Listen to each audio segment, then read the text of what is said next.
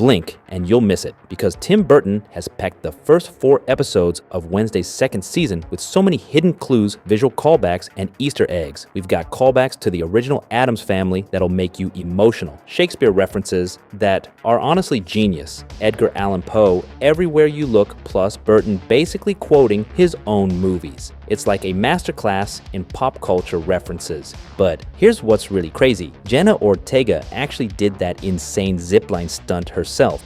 And that creepy shrunken head, yeah, that's Luis Guzman's actual face. I cannot even. So hit that subscribe button if you haven't already. And let's break down every single detail you probably missed.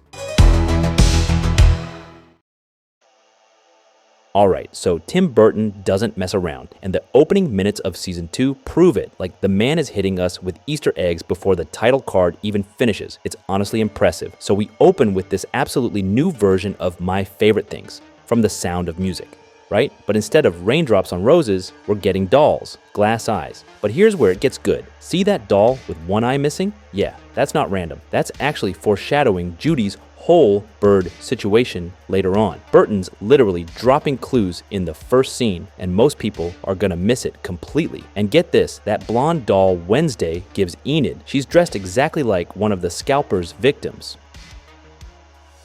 Okay, so those black and white flashback scenes aren't just Burton being artsy. This is a straight-up homage to the original 1960s Addams Family show, and Wednesday's outfit in those scenes, pure vintage Addams Family comics. It's like Burton reached into the archives and said, let's make this canon. When Ajax tells that ghost story, we get this animated sequence that's basically vintage Tim Burton, the same gothic style from Vincent and Frankenweenie. And here's where it gets meta. When Wednesday busts out that crossbow at camp, the camera work is giving Major Burton's Batman vibes from 1989. Whether it was intentional or just Burton's signature style bleeding through, we're totally here for it. Speaking of casting, that hits different. Remember little Cole from The Sixth Sense? Yeah, Haley Joel Osment is now playing a serial killer called the Scalper. Talk about a career pivot that nobody saw coming. So, while everyone's freaking out about what's happening outside Nevermore, some of the wildest changes are actually happening inside the school. And trust me, Burton didn't miss a single opportunity to pack these scenes with references. First off, Steve Buscemi as the new headmaster, Barry Dort. And guys, this casting is chef's kiss. Because here's the thing, they literally styled Buscemi to look like Edgar Allan Poe. Like, they're not even trying to hide it. The show cuts from a Poe portrait directly to Buscemi's face. Plus, if you're a Burton fan, you'll remember Buscemi from Big Fish. The man knows how to play that perfect mix of charming and slightly terrifying. Okay, this detail is actually genius. Nevermore's houses are all Shakespeare characters. Wednesday and Enid are in Ophelia Hall, which is a Hamlet reference. Pugsley and Eugene are in Caliban Hall from The Tempest. Then we've got Puck Hall and Thisbe Hall, both pulling from A Midsummer Night's Dream. And if you look close, you can see the house initials on everyone's jackets. That sword fight between Wednesday and Morticia is insane, and here's why. They actually did the first part blindfolded. Like, Catherine Zeta-Jones and Jenna Ortega trained for weeks to pull that off. And here's the Easter egg. Zeta-Jones was literally sword fighting with Antonio Banderas in The Mask of Zorro back in the 90s. So this isn't just mother-daughter drama. It's also a throwback to Catherine's action hero days. But there's another layer here. When Morticia wins by hitting the heart-shaped, that's actually a direct reference to a classic episode from the 1960s Addams Family sitcom, where Morticia and Gomez have their own fencing duel. Burton's literally recreating iconic family moments across generations. So Morticia and Gomez are staying in the same cabin that Psycho Laurel Gates used last season, because nothing says family vacation like staying in a murder cabin, right? But here's where it gets interesting. Lady Gaga's credited as Professor Rosalind Rotwood this season. We haven't seen her in these first 4 episodes, but notice that last name, same as the cottage. And if our theory's right, she might actually be playing Ophelia Frump in disguise. We're calling it now. In season 1, Edgar Allan Poe was more of a shadow lurking in the background. but now he's basically the invisible architect of the entire narrative. Tim Burton has woven Poe so deeply into Nevermore's DNA that it's in the buildings, the set design, even in how the characters behave. Right when the Addams arrive at Nevermore, there's a food truck parked out front, one we've actually covered in earlier videos. It's called the Telltale Cafe, an obvious nod to The Telltale Heart, Poe's classic short story about a murderer haunted by the sound of a beating heart beneath the floorboards. But the reference doesn't stop with the name. The entire menu is dripping with literary Easter eggs. Poe's presence in Nevermore isn't new, but this season it's everywhere. During preparations for the bonfire ceremony, there's a sculpture made of branches in the shape of a raven, a direct nod to The Raven, Poe's most famous poem. And trust me, ravens are gonna be huge this season, especially with Judy's whole bird situation. Then there's Prank Day, when Agnes sets up a deadly sword trap inside the clock tower, a direct and bloody reference to The Pit and the Pendulum, where a massive blade swings slowly down from the ceiling to torment the main character. And can we talk about Christopher Lloyd showing up as Professor Orloff? This casting is actually perfect because Lloyd is basically Addams Family royalty. He played Uncle Fester in the 90s movies, plus he's the legendary Doc Brown from Back to the Future. And the production knew exactly what he was doing because there's a line about the clock tower being damaged. Like, come on, that's the most obvious Back to the Future reference ever, and we're totally here for it. But here's the crazy part. This is the same clock tower where Slurp blew himself up back when he was human. And if you've seen the Part 2 teaser, you know this tower is about to blow up again. Here's what I love about this show. Tim Burton didn't try to start from scratch. He took everything we love about the Addams Family and built on it perfectly. Every single detail connects back to the original stuff, and it's honestly beautiful. That tango scene between Morticia and Gomez, chef's kiss, because it's not just a random dance. This is pure Addams Family DNA. They've been doing this tango since the 1960s TV show, then again in the 90s movies, and now here. It's like their love language, and no matter what chaos is happening, they'll always have this moment. Okay, so remember Ophelia Frump, Morticia's sister from the original 60s show? Well, her name comes straight from Hamlet, you know, the Ophelia who goes completely insane and drowns? Yeah, that's not a coincidence. And here's the thing, Ophelia's been hiding in plain sight since season 1. Ophelia Hall is literally where Wednesday and Enid live. Burton's been playing the long game with this one. That license plate keeps showing up, and it's a beautiful homage to Charles Addams, the genius behind the original New Yorker cartoons. Burton is literally a huge fan of those comics, and it shows. Fun fact, Charles Addams was from Westfield, New Jersey, which is exactly where he set the original cartoons. And Wednesday's bedroom, it's like Tim Burton took those iconic panels and said, we're bringing this to live action. You can see how he translated every quirky detail from the comics into this real world. It's basically the perfect comic-to-screen adaptation. So Morticia's house this season took 9 months to build, and it's a perfect recreation of the 1960s set. But here's the wild part. When the Addams Family walks in and comments on all the pink and pastel stuff, they're basically roasting the original set design.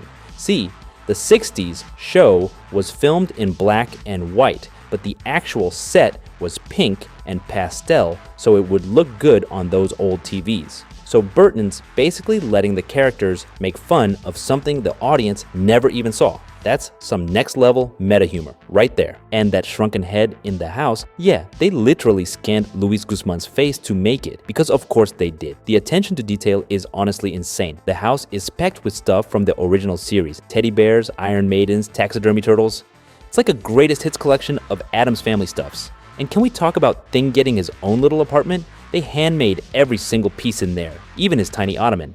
The production team really said, Thing deserves the best. From the very beginning, Wednesday has paid homage to Alfred Hitchcock, and season 2 keeps that tradition alive. But this time, the production goes even further, pulling in direct influences from 3 classic films that shaped the tone of part 1. One of the first clear nods, the death of Detective Carl Bradbury. He's swarmed by ravens that literally peck out his eyes, a brutal callback to Hitchcock's The Birds from 1962. And that scene sets the mood for the entire season. More Hitchcockian than ever.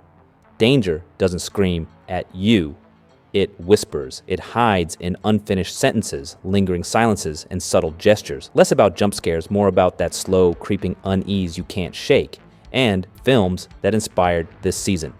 Frankenstein, 1931. This influence is clearest in Project Lois, a secret program for twisted scientific experiments designed to control or manipulate outcasts, people with special abilities. It's pure Frankenstein, life created in a lab nature tampered with until it spirals out of control. The character of Slurp is also a walking Frankenstein reference, a patchwork life form resurrected from scraps, struggling to understand his identity. He's part monster, part tragic soul, caught between creation and destruction.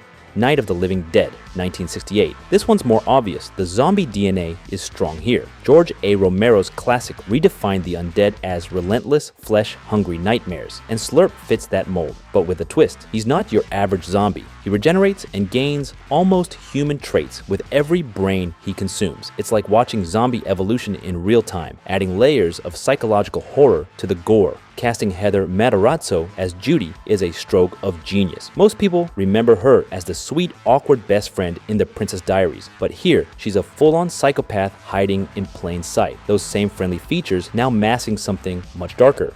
The kind of contrast Hitchcock would absolutely love. When the students head off to camp, it's impossible not to think about Addams Family values, the second 90s movie where Wednesday and Pugsley are forced into a sunshine and smiles summer camp with overly enthusiastic scouts. The parallel is unmistakable, and it's Burton's way of honoring that iconic camp sequence while creating something entirely new. Here's another detail you might have missed. Those chairs Morticia and Gomez sit in at Camp Jericho. They're styled after Morticia's iconic high-back chair from the 1960s series. Even in the middle of a summer camp, the production made sure to include that classic Addams Family silhouette. And if you were impressed with that scene of Wednesday zipping across camp, here's the kicker. Jenna Ortega actually did it herself. The only difference, it was done against a giant blue screen instead of over a real forest. Tim Burton loves his recurring actors. And here's another deep cut. Joanna Lumley, who plays Grandmama Frump, was the voice of Lady Maudeline in Corpse Bride. Her look here, heavily inspired by fashion icon Daphne Guinness.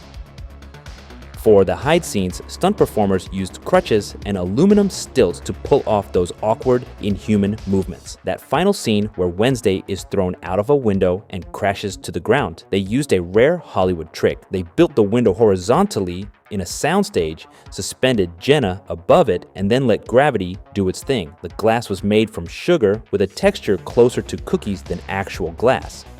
Owen Painter, who plays Slurp, spent 5 hours every day in makeup, and originally it was 10. Full head prosthetics, body pieces, and intricate costumes were required before he even stepped on set. Painter drew inspiration from 3 films, The Three Stooges, for exaggerated physical comedy and movement, giving Slurp a strange, almost cartoonish energy. The Man Who Laughs, 1928, the silent classic whose lead inspired the creation of the Joker. Its tragic, grotesque expression helped Painter find Slurp's unsettling mix of monstrosity and lost humanity. That tense scene where Bruno and Enid nearly get skewered by falling swords, relax, they were made of foam. Notice the look of the new music teacher. She was directly inspired by Florence Welch of Florence plus The Machine. That influence gives the character a modern, soulful, and slightly ethereal vibe that really stands out. The massive organ in Nevermore's music room is 4.5 meters tall and 3 meters wide, a true scene stealer.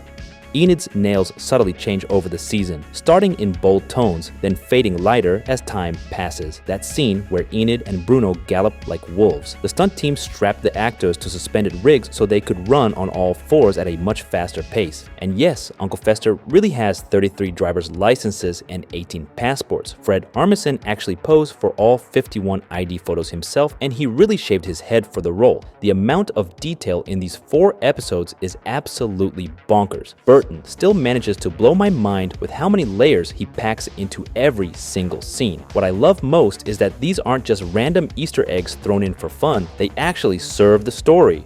Every reference, every callback, every tiny detail is building towards something bigger. So, I gotta know, which one of these Easter eggs blew you away the most? Did I miss anything? Because let's be real, in Wednesday's series, there's always more to find. Drop your discoveries in the comments below. I'm genuinely curious what you all caught that I might have missed. And look, if you're not subscribed yet, what are you even doing? hit that subscribe button and ring the bell, because when part 2 drops, we're going to be all over it with more breakdowns, theories, and deep dives that'll make your head spin. If you want my full analysis of these first 4 episodes, click the video right here. Or if you're feeling nostalgic and want to hunt for more Season 1 Easter eggs, check out this video over here. I'm Raphael CG, thanks for watching, and I'll catch you in the next one.